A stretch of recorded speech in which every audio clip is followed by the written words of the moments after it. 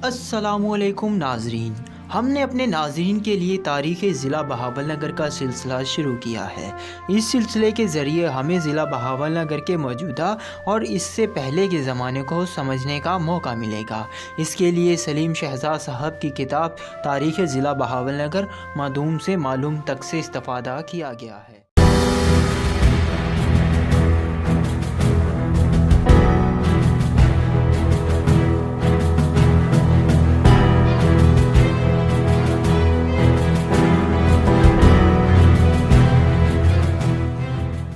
तकरीबन छठी कबल अज़ मसीह पहले एक नए मज़हब की बुनियाद पड़ी जिसे बुद्ध मत के नाम से जाना जाने लगा। इस मज़हब की बुनियादी वजह यही थी कि इसने इंसानों के दरमियान तफरीक पैदा कर दी।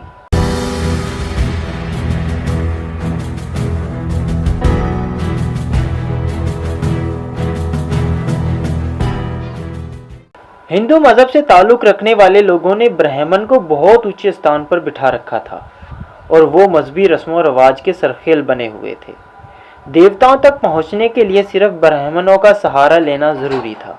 ब्राह्मण अपने अलावा तमाम इंसानों को कमतर यानी शूद्र समझते थे। यही वजह थी कि निचले तबके के लोगों ने शौर पकड़ा ताकि जात पात के चक्रों से बचा जा सके। इसी दौर में वर्धामान महावीर, जो कि पटना के करीबी इलाके वसियाली के सरदार के यहाँ पैदा हुए, इसने जीन मत की बुनियाद रखी। जीन मत मजहब की बुनियाद एक तो इंसानों की वसी कत्लो गारतगिरी की रोकथाम थी जो इस दौर में जंगों में हो रही थी, और दूसरी तरफ जात पात में तफरीक के निज़ाम से बचना था।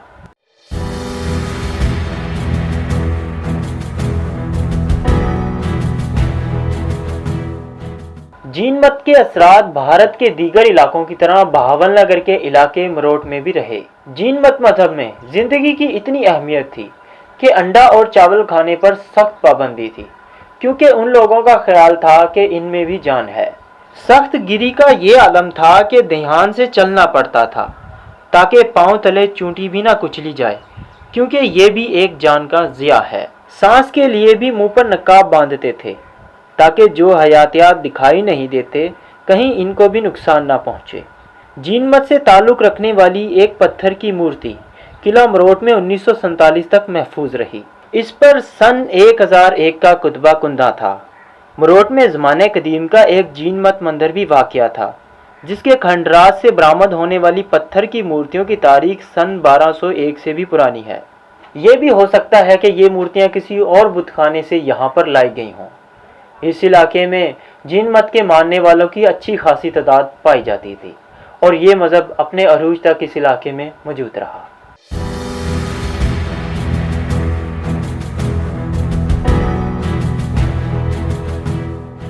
किस दौर में बहावलनगर की माशी, माशरती, समाजी और इखलाकी हालत बेहतर होना शुरू हुई? किस दौर में ज़िला बहावलनगर सिंध की हदूद में शामिल था और किस दौर में ज़िला बहावलनगर में ख़ानदान खलीजी ने हुकूमत संभाली, ये सब हम जानेंगे, लेकिन स्टोरी ऑफ बहावलनगर की अगली किस्त में।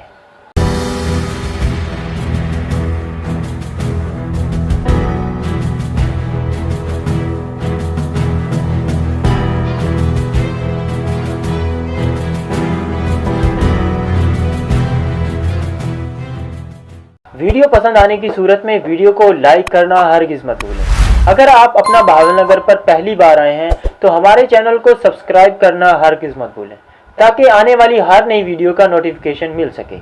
हमारे साथ बने रहने का शुक्रिया। अल्लाह हाफिज़।